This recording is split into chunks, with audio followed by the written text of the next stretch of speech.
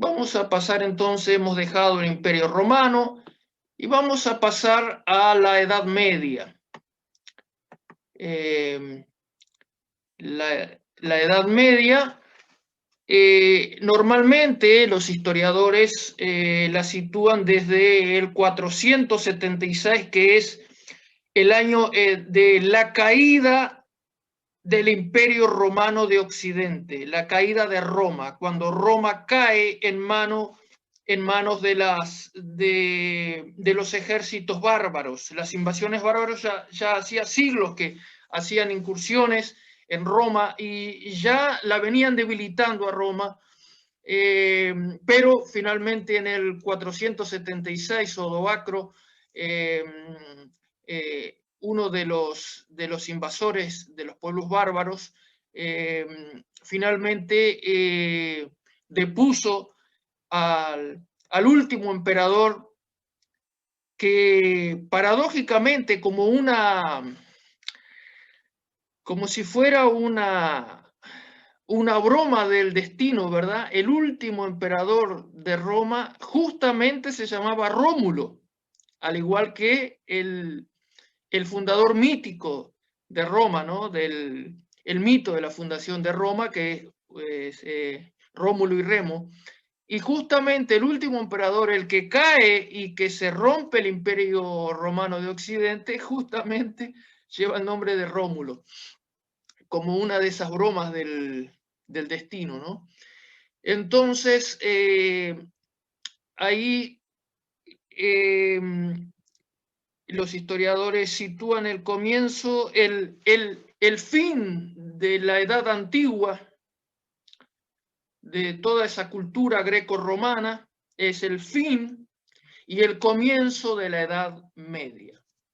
La Edad Media, la mayoría la sitúa desde el 476, como dijimos, la caída del Imperio Romano de Occidente, porque no nos olvidemos que el Imperio Romano se había dividido en dos, como ya dijimos, ¿no? Occidente y Oriente. Occidente en Roma y Oriente con Constantinopla, lo que hoy es Turquía, ¿no? Bizancio.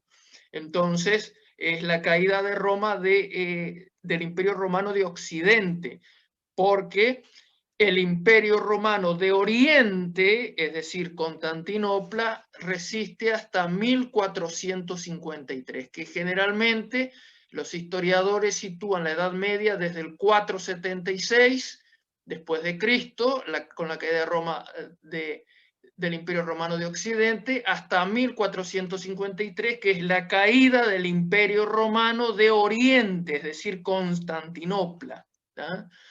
O algunos otros historiadores también sitúan el fin de la Edad Media en 1492, cuando Colón descubre América. ¿Ah? O sea que una de estas dos fechas son utilizadas por los historiadores. Algunos la sitúan el fin de la Edad Media en 1453 y otros en 1492, pero son unos 1000 años más o menos lo que se llama la Edad Media.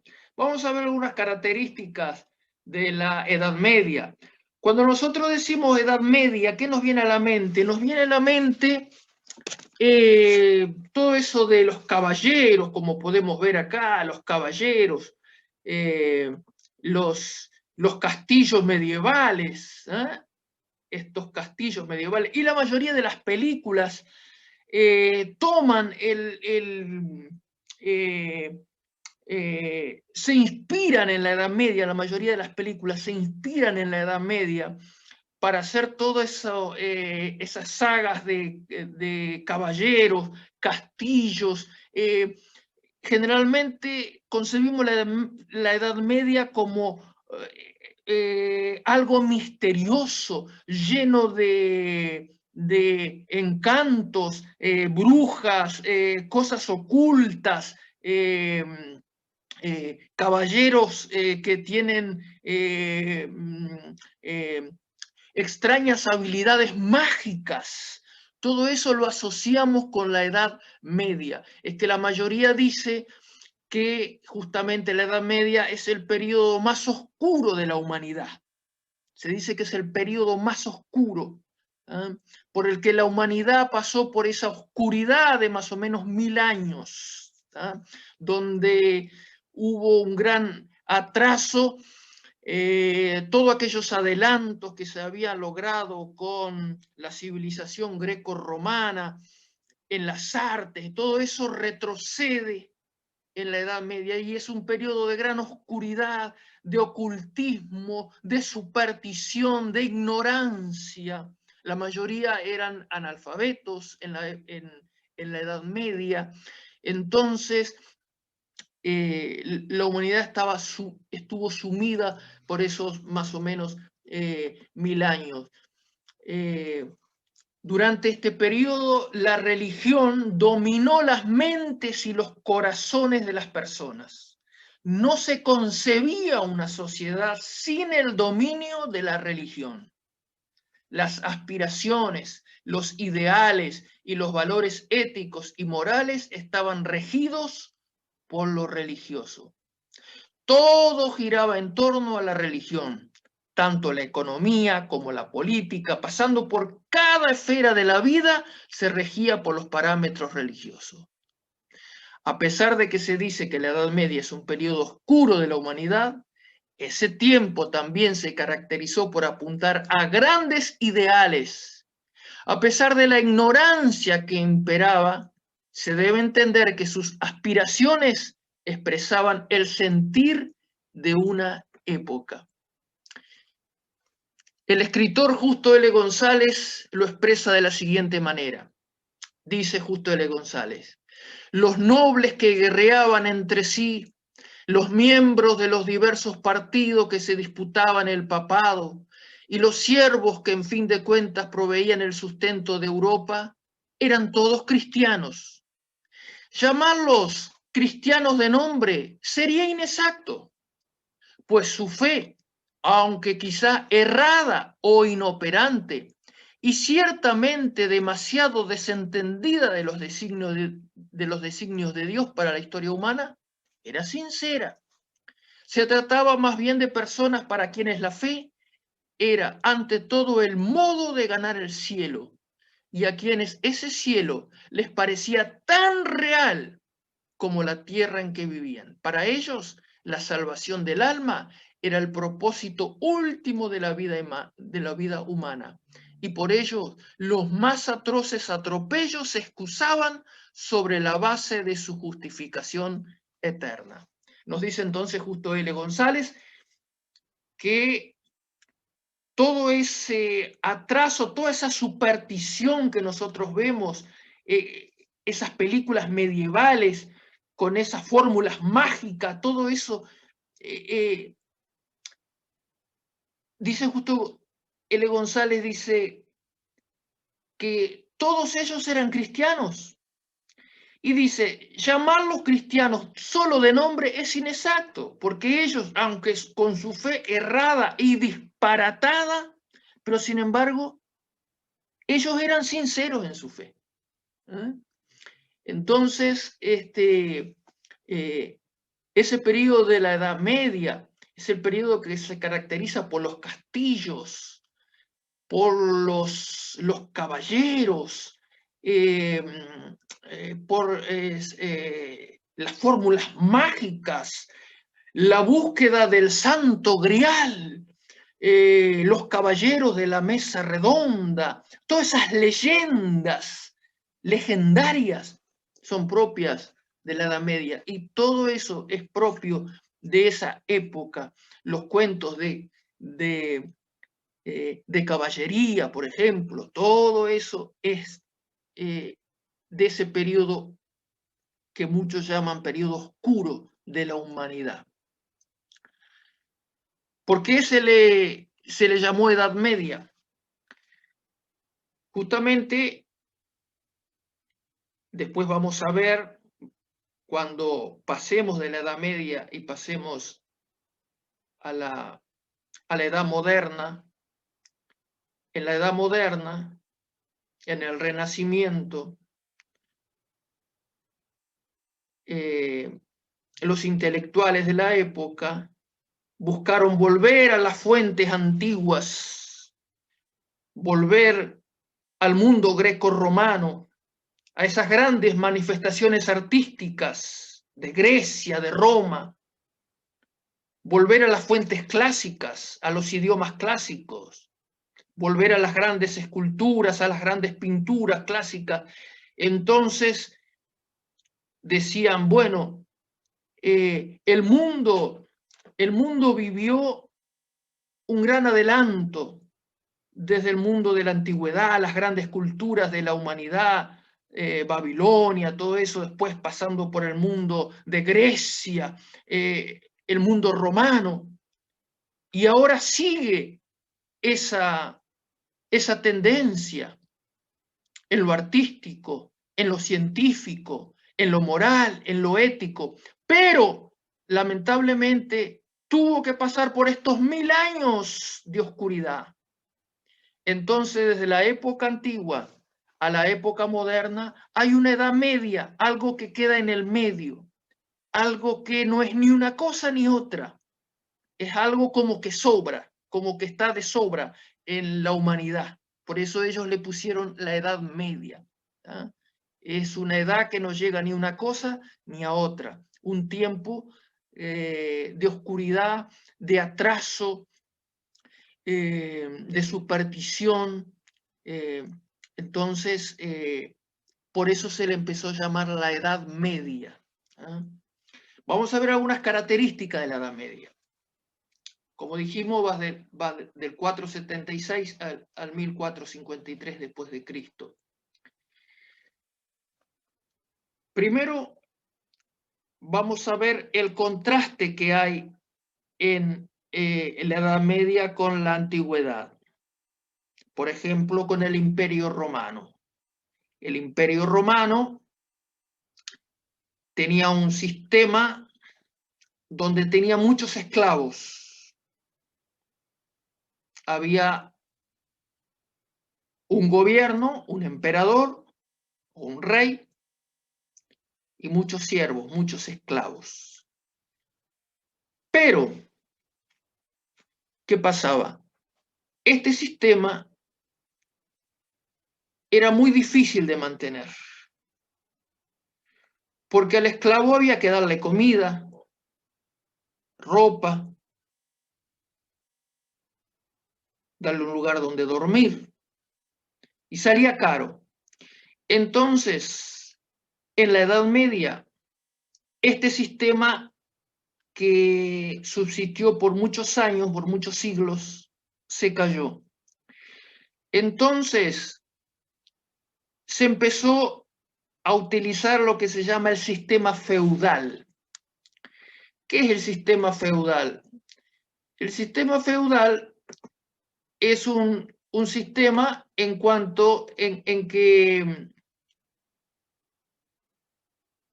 no había un solo rey, no había un solo monarca como en el Imperio Romano, como en los asirios, Babilonia, un monarca fuerte y millones de súbditos, no. ¿Por qué? Porque el poder se entró a fragmentar. Fueron tantas las invasiones de los pueblos bárbaros, los vándalos, los hunos, los galos, los francos, todos esos pueblos bárbaros, los germanos, todos esos pueblos empezaron a debilitar a las monarquías. Y ya había caído el Imperio Romano. No había un monarca fuerte. Había muchísimos reyes, pero fragmentados. No tenían el poder que tenían antiguamente los grandes reinos de antaño.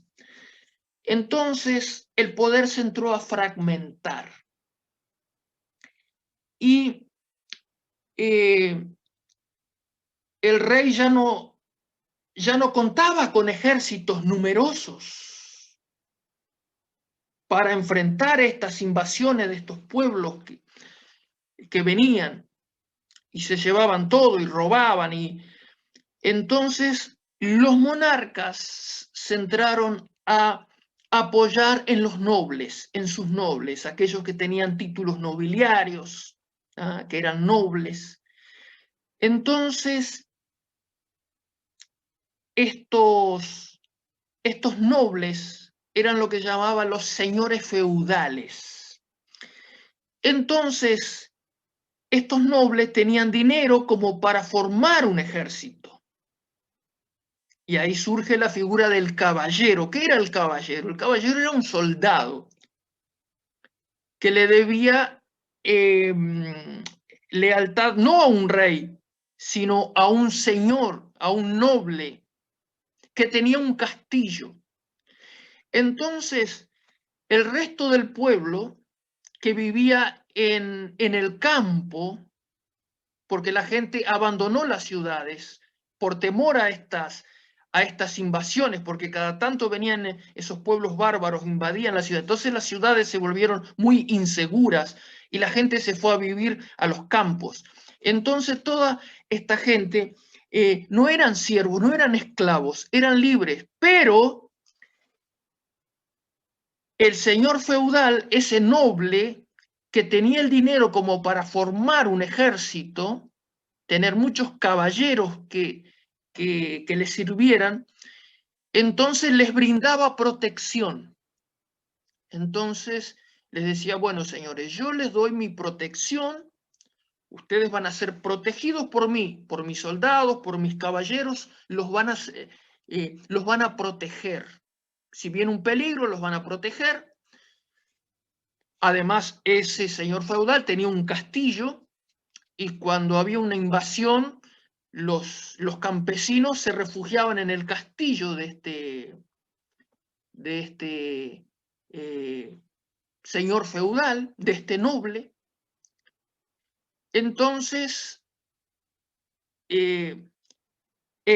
a cambio de esa protección, ellos debían pagarle. Ellos cultivaban sus campos, pero tenían que pagarle. Y este señor los asfixiaba. O sea que, a pesar de que ellos no eran esclavos, eran hombres libres, pero estos vasallos vivían una vida más desgraciada que si fueran esclavos.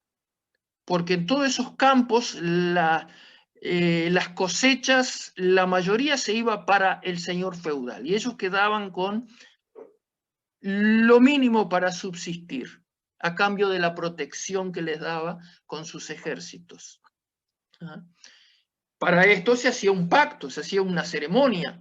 Se hacía una ceremonia donde ellos pactaban que ese señor y que ese vasallo le debía lealtad a ese señor. Esto era el sistema feudal, el feudalismo, el sistema feudal. Habían vasallos y estaba el señor feudal. Entonces ahí entran a surgir los castillos. Los castillos, ¿qué eran? Era una fortificación, no era una ciudad, era una fortificación, pero era casi como una ciudad. Era una fortificación donde acá vivía el señor feudal, el noble, y en los campos alrededor estaban los vasallos que tenían sus casas, sus plantaciones. Entonces, cuando había algún peligro, alguna invasión de algún pueblo, se metían dentro del castillo, entonces estaban esas fosas con agua y ese puente, así como se ve en las películas, ¿no? que se subía para que no entraran al castillo y ahí resistían las invasiones. Estos castillos no son, porque siempre se tiene la idea de las películas, que los castillos eran un lugar maravilloso, no, los castillos eran de piedra, eran fríos porque la piedra es fría, no tenía ninguna condición de salubridad, las enfermedades estaban a la hora del día, los contagios. ¿Por qué? Porque estaban todos amontonados ahí en ese... O sea que dista mucho de esa imagen idílica que vemos en las películas de los castillos medievales, ¿no? Y bueno, por eso es que surgen los castillos y los caballeros, que los caballeros eran los soldados de los nobles, ¿ah? O sea que alguien quería ser caballero, pero tenía que ser noble. No podía ser caballero alguien que no era noble, ¿ah? Por dos cosas. Una, porque tenía que servir a otro noble, que era el dueño del castillo. Y además por una cuestión económica, porque ustedes vieron que todo este armamento no costaba 3 pesos. O sea que eran muy pocos los que podían pagarse todo este armamento, ¿no? Un buen caballo, ¿no? La mayoría del pueblo andaba a pie, entonces tenía que tener un buen caballo, buenas armas. Entonces los caballeros eran nobles, eran todos nobles, que también que era todo un ritual también para hacerse caballero, ¿no? No era así nomás, yo quiero ser caballero, está. No, no, era un largo periodo que tenía que primero ser un paje de armas, un escudero de un caballero reconocido, y después, en una ceremonia, el noble del castillo le daba lo que se llamaba el espaldarazo. ¿Qué era el espaldarazo? Le ponía la espada en el hombro, le tocaba el hombro, eso era el espaldarazo, y ahí se convertía en caballero. Los caballeros eran los que defendían no al rey, defendían bueno, habían algunos caballeros que defendían a reyes también, pero la mayoría defendían los dueños de los castillos, ¿no? Cada uno tenía su ejército personal, ¿ah? Y con esto protegía a los vasallos que cultivaban sus tierras. O sea que tenemos como el sistema político cambia de ser aquel sistema monárquico que nosotros vimos en todos los demás reinos, ¿no? El reino griego, medo-persa, todo eso, romano. Ahora hay reyesuelos, pequeños reyesuelos que en realidad no tienen poder, porque su poder está fragmentado. Entonces se tienen que apoyar en los otros nobles que tienen dinero para que lo apoyen con sus ejércitos, porque los reyes ya no tienen poder, ya no tienen ejércitos que trabajen para ellos. ¿Ah? Otra de las características es el auge de los monasterios, como vamos a ver, luego de la caída del Imperio Romano, Roma y todas esas ciudades de Occidente se vuelven un gran caos, porque no hay quien mande. Y entonces ahí es que surge el papado, ¿ah? Surge luego de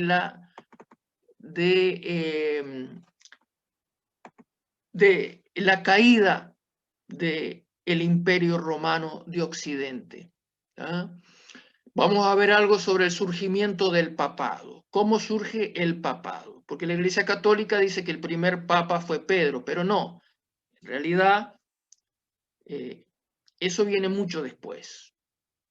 Una cosa es lo que ellos cuentan, la leyenda, pero otra cosa es la realidad, la historia. Luego de la muerte de los apóstoles, la Iglesia siguió su camino triunfal en medio de grandes luchas y dificultades. La persecución arreciaba por todos lados. Recordamos, ¿no?, las palabras maravillosas de Ignacio de Antioquía: los dientes de las fieras han de molerme. Miles pagaron el precio de su testimonio con sus propias vidas. Los obispos de las iglesias de las diferentes ciudades eran los líderes espirituales. Estas autoridades eclesiásticas en muchas ocasiones eran conocidas como papas. La palabra significa sencillamente papá y no tenía otro significado más que una expresión de cariño. Ninguno de ellos reclamó hacia su persona ningún privilegio. Y hoy en día nosotros seguimos utilizando esta palabra, ¿verdad? Decimos, por ejemplo, a alguien que nos predicó, que nos llevó al Evangelio, o alguien que nos pastoreó en los primeros años de cuando nos convertimos a Cristo, decimos, es mi padre espiritual, o es mi madre espiritual, decimos, ¿verdad? En aquella época también se decía, y esa palabra era papa, pero no tenía la connotación que tiene hoy. Era simplemente una expresión de cariño, ¿ah? Pero ninguno de ellos reclamó para sí ninguna autoridad ni nada de eso, ningún privilegio. Con el transcurso del tiempo, el obispo de Roma comenzó a reclamar su misión, que todos le tenían que estar sumisos, por entender que era el sucesor de Pedro. En el siglo III después de Cristo, León, llamado el Grande, fue el primero en reclamar sumisión de toda la iglesia hacia su autoridad. Se lo puede considerar como el primer papa en el sentido que conocemos hoy. Un siglo después, Gregorio I, Gregorio el Grande, Gregorio Magno, logró consolidar esta pretensión. Esto se debió principalmente a la falta de un líder político en Roma a causa de las invasiones de los pueblos bárbaros. El obispo de Roma llenaba esta necesidad en medio del caos. No había un emperador, no había alguien que mandara. El único que tenía alguna autoridad era el obispo de Roma. Entonces, el obispo de Roma llenaba esta necesidad en medio del caos. Además, la estatura espiritual de Gregorio era enorme. Su conducta era intachable y el favor hacia los pobres, así como el desprendimiento de las posesiones materiales, le valió el respeto de todos. Su capacidad intelectual, no obstante, distaba mucho de igualarse con las virtudes del tipo moral y espiritual que hemos descrito. Reitero, la capacidad intelectual de Gregorio distaba mucho de igualarse con las virtudes de tipo moral y espiritual, que ya hemos dicho. La superstición y la ignorancia eran comunes en aquella época y el obispo de Roma no escapaba a esa realidad. O sea que el obispo de Roma, al no haber una figura que mandara, va tomando relevancia. Aparte de eso, se cuenta que en las invasiones bárbaras, muchos paganos se metían dentro de los templos de las iglesias para refugiarse. Y parece que los pueblos paganos, no se sabe si por superstición o qué, no entraban a las iglesias, no atacaban a las iglesias. Entonces, miles de paganos, aunque no creyeran en el Señor, igual se salvaban por meterse dentro de las iglesias. Y Gregorio era el obispo de Roma. Entonces Gregorio fue ganando y al ser un hombre bueno, un hombre que en la Edad Media es que se fortalece la figura del Papa. ¿Por qué se fortalece la figura de un Papa? Porque se necesitaba alguien que tuviera algo de autoridad en medio del caos. ¿Ah? Entonces, con el tiempo, la figura del Papa fue adquiriendo más y más importancia hasta llegar a ser declarado infalible, que eso fue mucho más adelante, que se declaró infalible al Papa. Sin embargo, los diferentes papas que sucedieron a través del tiempo demostraron ser en la mayoría de los casos personas ambiciosas, corruptas y con una gran habilidad política. O sea que otra de las características de la Edad Media es que fue propicio al surgimiento de la figura papal, de un papa, de alguien que tuviera autoridad, que nucleara a la gente ahora, porque ahora ya no había un imperio como antes estaba el imperio romano, el imperio griego, el imperio medo-persa, el imperio babilónico, que nucleaba. No, ahora ya no había, estaba todo fragmentado. Entonces se necesitaba a alguien que tuviera algo de autoridad para nuclear todo eso. Por eso también en esa época es el auge de los monasterios, surgen los monasterios, esos lugares, no sé si alguno ha visto tal vez la película, por ejemplo, El nombre de la rosa, esos monasterios donde estaban en lugares, en algún cerro, una colina, y allá construían esa fortaleza, y ahí vivían los monjes. La mayoría hacía voto de silencio, incluso no hablaban ni nada, pasaban todo el día trabajando la tierra, eh, haciendo penitencias y todas esas cosas. Es el auge de los monasterios, el auge de los monasterios. ¿Ah? Huyen de las ciudades, de la corrupción de la ciudad, apartarse, a tener esa búsqueda espiritual. ¿Ah? Así que en la Edad Media se fortalece el sistema feudal porque hay un fraccionamiento del poder, no hay un poder fuerte, entonces la gente tiene que acudir al noble más cercano, ¿ah? Y para que le dé algo de protección. ¿Ah? Se fortalece la figura del Papa, surgen los monasterios, surgen los castillos y los caballeros. Esa figura del caballero surge en la Edad Media. Y otra cosa muy importante va a suceder en el siglo V, en el 600 y algo. Es el surgimiento de algo que no estaba en los planes de nadie. Surge el Islam.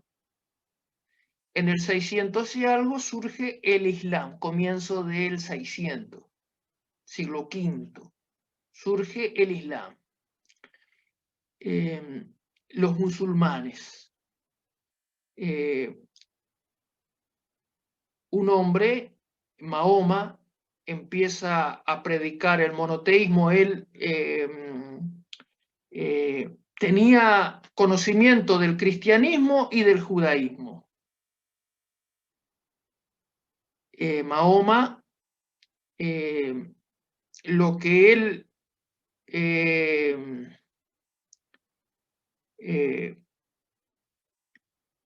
propuso fue mejorar el judaísmo que él pensaba que estaba corrompido y el cristianismo. Entonces, de estas dos corrientes, del judaísmo y del cristianismo, Mahoma va a formar el islamismo.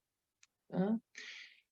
Él empieza a predicar el monoteísmo en un pueblo, en una región de politeísmo. Se adoraban muchos dioses en la Meca. En la Meca se adoraban muchos dioses. Bueno, de los alumnos que están acá, los que hicieron el año pasado, los que hicieron religiones orientales,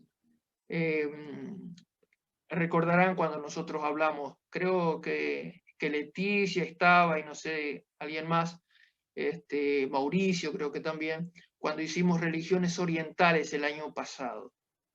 ¿Ya? Y ahí vimos la figura de Mahoma, cómo comenzó él a predicar en la Meca, fue rechazado en la Meca, tuvo que huir a Medina, ahí empezó a predicar y ahí empezó a tener éxito y volvió triunfante a la Meca. Y destruyó todos los ídolos que había ahí en la Meca y empezó a predicar el monoteísmo. ¿Ah? Entonces empezó a predicar Alá, y entonces el islamismo se empezó a dispersar por todo el mundo conocido de aquella época. Esto también vino a complicar, porque si ya estaban complicados con las invasiones de los pueblos bárbaros, ahora viene otra complicación, el surgimiento del Islam. Los musulmanes empiezan a conquistar y a conquistar más reinos cristianos. Entonces hay que hacerle frente al Islam, y hay que hacerle frente a los otros pueblos, Atila y todos esos que invadían, los descendientes de Atila y todos los pueblos bárbaros. Entonces surge el imperio carolingio, que es Carlomagno, para luchar contra los musulmanes, y Carlomagno logra frenar a los musulmanes, y es coronado en el Vaticano. Es coronado en el Vaticano por el Papa, porque el Papa ya ahora necesita aliados seculares que lo protejan. Entonces, Carlomagno es coronado por el mismo Papa, el imperio carolingio, que se llama. Fue coronado en el 800 después de Cristo, Carlomagno. Forma un gran imperio también, Carlomagno, en el centro de Europa.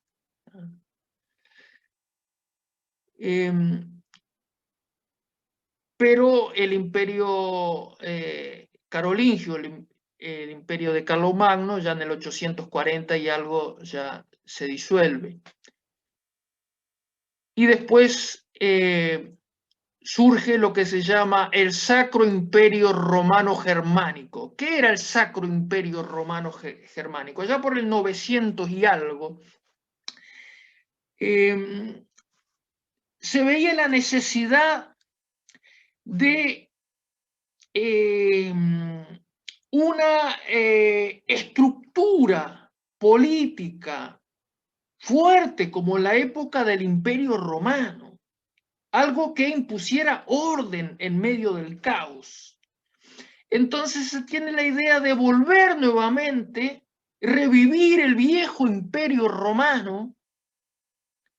Entonces ahora se forma lo que se llama el Sacro Imperio Romano Germánico. Los reyes germánicos, de lo que hoy es Alemania, todo eso, forman una alianza de algunos pueblos, y con la figura del Papa también. Entonces se busca consolidar un reino firme, fuerte, que ponga fin a ese caos que había en aquella época. Entonces ya por cerca del 1000 después de Cristo surge lo que se llama el Sacro Imperio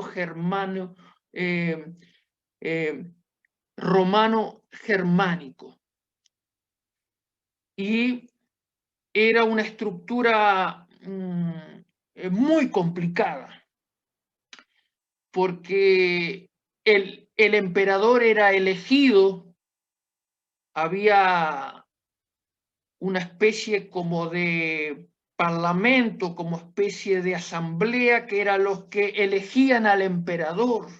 Era un sistema muy pesado, muy complicado, ese imperio, que duró muchos siglos, duró hasta 1806. Hasta 1806 duró el imperio, el Sacro Imperio, mire, se llamaba así, Sacro Imperio Romano Germánico. Primero sacro porque era el Papa el que coronaba a el emperador. Entonces lo que se buscaba con eso era darle una legitimidad. Por eso la palabra sacro, para mostrarle a la gente que ese gobierno era la voluntad de Dios. Entonces, para decirle, vieron, este emperador no está acá porque quiere, es porque es la voluntad de Dios que esté acá, porque es coronado por el mismo Papa. ¿Ah? Por eso se llamaba el Sacro Imperio Romano Germánico, porque el Papa estaba en Roma, en el Vaticano. Entonces era el Sacro Imperio Romano Germánico. El Papa coronaba, pero no era el Papa el que elegía a los emperadores, era un grupo de electores que se llamaba, electores de diferentes lugares. En aquella época todavía no existía los estados como los conocemos ahora. ¿Ah? No existía lo que se llama, lo que ahora le llamamos España, Portugal, Alemania, Francia, Italia, no existían. Eran ciudades, ¿ah? Eran reinos. Entonces, se buscaba con ese nombre, Sacro Imperio, ¿ah? Decir, esto es la voluntad de Dios, este emperador está por la voluntad de Dios. Había grandes corrupciones también, porque esos electores, los que tenían que elegir, que eran nobles, ¿no? Porque no eran elecciones como hoy en día para que democráticos, ¿no? Eran nobles que tenían ese cargo de electores. Cuando se moría un emperador, ellos tenían que elegir. Y por lo general el que elegían no era ni el mejor, ni el más idóneo, sino que el que ponía más dinero en los electores, ¿no? ¿Ah? El que le daba más dinero a los electores, ese era el que triunfaba por lo general. En esa época también se van a fortalecer aquellas personas que prestan dinero, porque estos monarcas necesitaban préstamos de dinero para poder pagar y comprar su título de emperador, ¿no? Entonces, estas personas son bancarios que van a prestar dinero, ¿no? Prestar dinero para... era un sistema muy corrupto. Y este Sacro Imperio Romano Germánico va a tener un quiebre tremendo en 1517 con la reforma de Martín Lutero, porque parte del Sacro Imperio Romano Germánico era Alemania. Bueno, la palabra lo está diciendo, romano germánico. ¿Ah? Pero resulta que en Alemania, después de 1517, Alemania se vuelve protestante y ya no quiere saber nada con Roma ni con el Papa. Entonces ahí esa fue una etapa de quiebre del Sacro Imperio Romano Germánico, donde entra a debilitarse, y ya nunca más el Sacro Imperio Romano Germánico va a tener la fuerza que tuvo al principio, ¿no? Por la famosa reforma de Martín Lutero. ¿Eh? Así que entonces el Sacro Imperio Romano Germánico surge allá por el 900 y algo, y se va a extender hasta 1808 por ahí, ¿no? Comienzo del siglo XIX. Voy a ver acá que yo me quedé sin la imagen.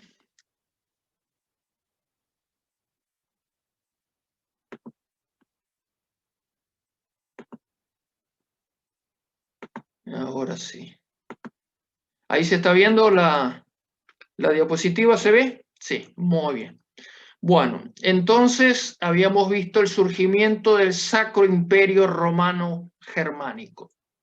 Habíamos visto que surge el Islam, y una de las también de la idea con el Sacro Imperio Romano Germánico es contrarrestar la fuerza del Islam, de los musulmanes que querían invadir todo. ¿Ah? Y por aquella época también surge, por el 1000 más o menos, comienza unos 2 siglos y algo, de las famosas cruzadas. No sé si han oído hablar de las famosas cruzadas. Las cruzadas. ¿Las cruzadas qué son? Las cruzadas son el intento de recuperar Jerusalén, que Jerusalén y la Tierra Santa, lo que le llamaban el Santo Sepulcro, Jerusalén estaba en manos de los musulmanes, porque los musulmanes se habían extendido con una fuerza tan grande por todo el mundo y habían conquistado Jerusalén. Y entonces ellos estaban a cargo de Jerusalén. Y no permitían que, porque en aquella época había cristianos que hacían peregrinaciones a Tierra Santa. Imagínense las peregrinaciones en aquella época que se hacían a pie, pasaban meses. No es como hoy que uno se toma un avión y en 20 horas o en 15 horas está en Israel. En aquella época iban a pie, pasaban meses caminando. Y llegaban a Jerusalén y los musulmanes o los mataban o los torturaban o en el mejor de los casos no los dejaban entrar a Jerusalén a visitar la Tierra Santa. Entonces las cruzadas surgen como un intento para recuperar Jerusalén, recuperar la Tierra Santa. Y hubo una movida grande en aquella época de que, bueno, como que era la voluntad de Dios, había predicadores fervorosos predicadores que predicaban. Es una ignominia, es una vergüenza que la Tierra Santa esté en manos de los infieles, esté en manos de los musulmanes. ¿Y qué estamos haciendo nosotros, los cristianos? Tenemos que ir a recuperar la Tierra Santa. Y estos predicadores encendían el fuego, como por ejemplo Pedro el Ermitaño. Era un fogoso predicador analfabeto que predicó y encendió y recorrió Europa predicando qué era lo que estaba haciendo el pueblo, que no despertaba, para ir a recuperar la Tierra Santa, para ir a recuperar Jerusalén. Y dice que era tanto el fervor que tenía que dice que miles lo siguieron. No sabían ni manejar un arma, pero creían que Dios los iba a ayudar. Porque tenían el deseo y ellos estaban convencidos que era la voluntad de Dios recuperar Jerusalén. Y allá fueron, capitaneados por Pedro el Ermitaño, este ser analfabeto, que de guerra no sabía nada, y los que lo seguían menos, y fueron presa fácil de los musulmanes, pero no avanzaron ni, yo creo que anduvieron pocos kilómetros ahí y los destrozaron a todos. Pero no se desanimaron, siguieron y hubo, no sé si, creo que 9 cruzadas, casi 200 años, que cada tantos años se organizaba una nueva cruzada. Hay que recuperar Jerusalén. La mayoría de las cruzadas terminaron en fracaso, como esa de Pedro el Ermitaño, por ejemplo. Pero otras de gente más preparada igual terminaron, muchas de ellas, algunas tuvieron éxito, en algunos casos pudieron recuperar Jerusalén, pero después los musulmanes de vuelta recuperaron Jerusalén.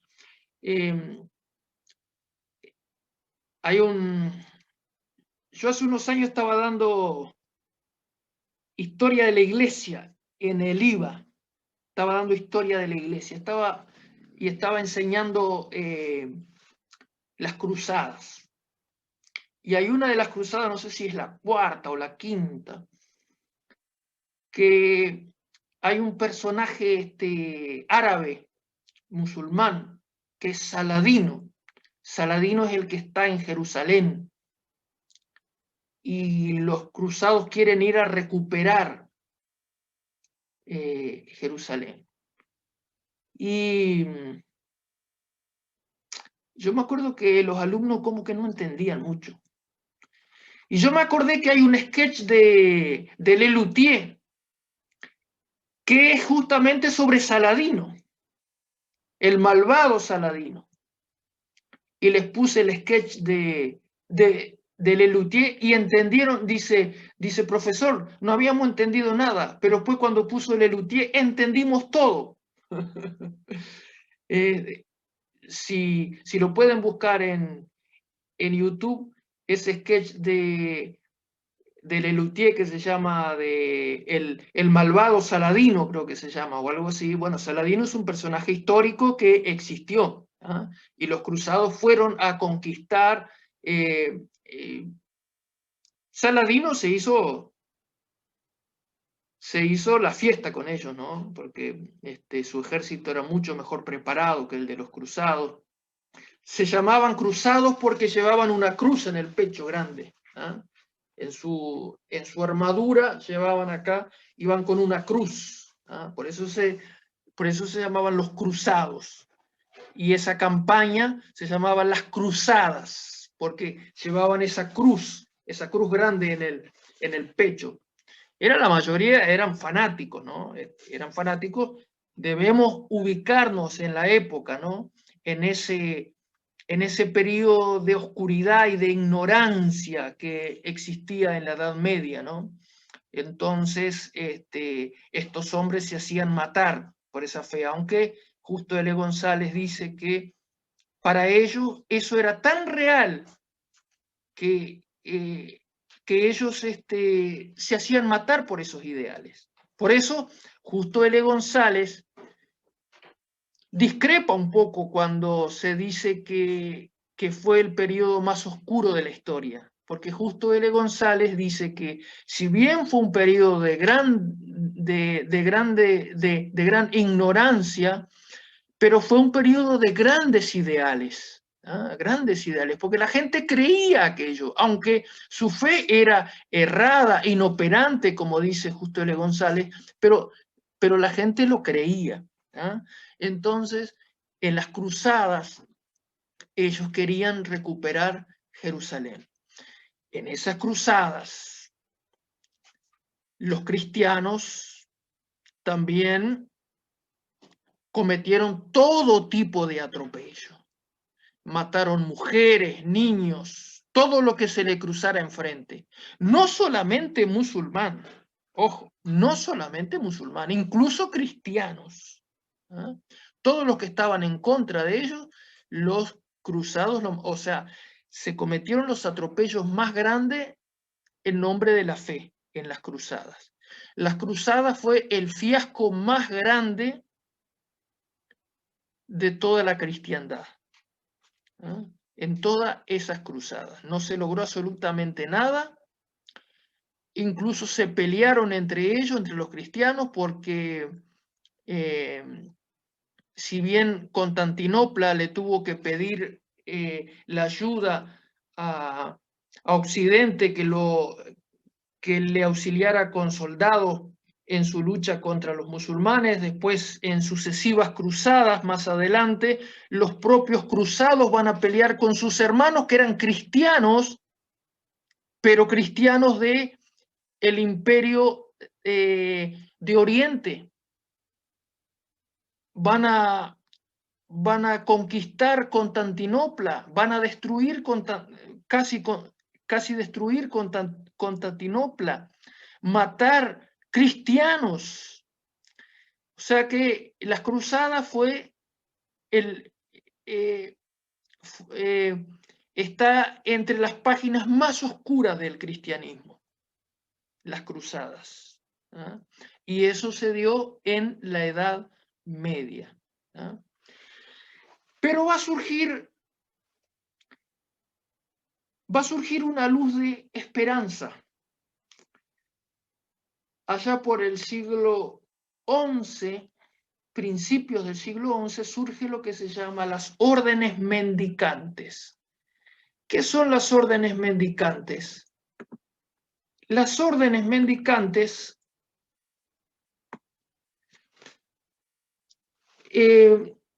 como ya les he dicho, la figura del Papa estaba envuelta en toda esa imagen de corrupción. Los monarcas trataban de aliarse con el Papa, con el clero en general, y el clero estaba muy mal visto por la corrupción que había, por la ambición, y surgen lo que se llama las órdenes mendicantes. ¿Qué son las órdenes mendicantes? Son órdenes dentro de la Iglesia Católica que se van a oponer a toda esa opulencia que tenía el Vaticano, que tenía la Iglesia Católica Apostólica Romana. Y surge la figura enorme de San Francisco de Asís. San Francisco va a traer un viento fresco a la iglesia. Porque él, que era un joven adinerado de su pueblo, Asís, por eso es San Francisco de Asís, en Francia, este joven que vivía en el lujo, porque su padre era un comerciante próspero, un día tiene un encuentro con el Señor. Entonces entra a ver toda esa corrupción que había en la Iglesia Católica. Y él tiene una serie de experiencias místicas. Y él se da cuenta que la única forma de ser feliz es la pobreza. Por eso está el dicho, ¿no? Que se dice una pobreza franciscana. Entonces, San Francisco se deshizo de todo lo que tenía. El padre le increpó esa conducta y él se enojó con el padre y le devolvió todo al padre, incluso hasta la ropa que el padre le había dado, y se fue desnudo, como Dios lo trajo al mundo. Salió desnudo. Dice, bueno, acá te devuelvo todo lo que me diste, incluso mi apellido. Y dice, ahora voy a vivir en la pobreza. Entonces ahí él empieza a predicar y las órdenes mendicantes van a tener la característica de ser órdenes que van a moverse en la ciudad. A diferencia de los monasterios, que los monasterios estaban en zonas rurales, en zonas apartadas. Esos monjes vivían orando, pero no tenían contacto con la gente. Y lo que el Señor había dicho era que la iglesia tenía que ser la luz del mundo y la sal. Entonces el Señor había dicho que era como la levadura está en la masa. No sirve la levadura si está aislada en un lugar, tiene que estar en la masa. Entonces San Francisco de Asís entendió eso, nosotros tenemos que estar en la sociedad. Entonces ellos empezaron, él y después otros que se unieron con San Francisco, empezaron a trabajar en los leprosarios. Ellos iban a los leprosarios, les lavaban las heridas a los leprosos, a los enfermos, estaban en las ciudades sin temor a contagiarse. y viviendo una vida muy sencilla. Una vida de total sencillez. Ellos no aceptaban dinero. Ellos comían lo que encontraban, fruta en los caminos, o alguien que les daba un pedazo de pan, solamente, y de eso vivían. Y empezaron a ayudar a la gente pobre, a la gente necesitada, a los leprosos en los hospitales, cuando nadie hacía nada por ellos, las órdenes mendicantes, primero los franciscanos, después se forma otra orden de los dominicos también. Entonces, estas órdenes mendicantes ya no van a estar en las zonas rurales, van a estar en las ciudades, en las ciudades. Entonces, estas órdenes mendicantes son las que, en cierta manera, salvaron a la Iglesia Católica Apostólica Romana allá por el siglo X, XI, más o menos. ¿Ah? ¿Por qué? Porque estas órdenes mendicantes fueron muy populares, porque la gente empezó a ver que la iglesia no era solo corrupción y no era solo lujo, sino que también estos monjes ayudaban a las personas. Dice que se cuenta que Francisco con los otros monjes fueron a Roma a hablar con el Papa para que el Papa le diera la aprobación. Urbano II era el Papa, para que le diera la aprobación para formar una nueva orden, porque Francisco decía que el cristiano tenía que ser sumiso a las autoridades. Entonces él dice, bueno, yo voy a ir a Roma a pedirle al Papa la autorización. Dice que fueron a pie, pasaron días caminando, descalzos andaban ellos, harapientos. Llegaron allá y dice que uno ahí, el Papa les dijo, dice, pero ustedes, dice, pero tú eres un pordiosero. Dice, vete a revolcar a una posilga. Y dice que San Francisco dice, bien, Señor, se hará como, tu siervo hará como tú has dicho. Entonces salió San Francisco con sus amigos y fueron y buscaron alguna posilga, la primer posilga de cerdos que encontraron, y ahí fueron y se revolcaron bien revolcaditos en el barro de los cerdos, y después volvieron y le dijeron al Papa, bueno, tus siervos han hecho como tú has dicho, ahora nos vas a aprobar la nueva orden, y ahí el Papa les aprobó.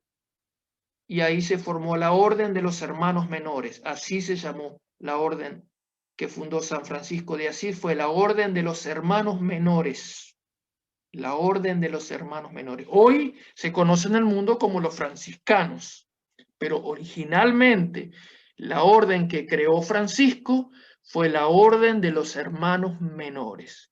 Entonces, el voto que tenían que hacer ellos era de no tener nada, ninguna posesión material. Y hasta hoy en día los franciscanos, lógicamente que no viven los franciscanos como vivía Francisco, ¿no? No andan descalzos y todo eso, pero los franciscanos aún hoy en día, cuando entran a la orden, tienen que firmar que ellos, si algún día salen de la orden, ellos no pueden llevarse nada. Por ejemplo, ellos tienen sus vehículos para andar y todo esto, pero nada es de ellos. ¿No? Pero la orden que fundó Francisco fue muy diferente. Ellos no tenían absolutamente nada. Vivían en unas chocitas, ¿no? Unas casitas hechas por ellos mismos, ¿no? Ahí comían lo que encontraban en los caminos, no se quedaban en un lugar mucho tiempo para no encariñarse con ese lugar, decía Francisco. Porque si no, dice, nos encariñamos acá y nos quedamos acá. No, no. Entonces ellos estaban un tiempo en un lado, se iban a otro, donde había necesidad, ellos iban, donde habían pobres, donde había leprosos, donde había personas en situación de calle, todo eso. Ahí estaban los franciscanos. Y después los dominicos también, más adelante, también fue otra orden mendicante, se llamaba orden mendicante porque se les llamaba así, porque ellos vivían de la mendicidad, de lo que les daba la gente. ¿eh? Les daban pan o algo de eso.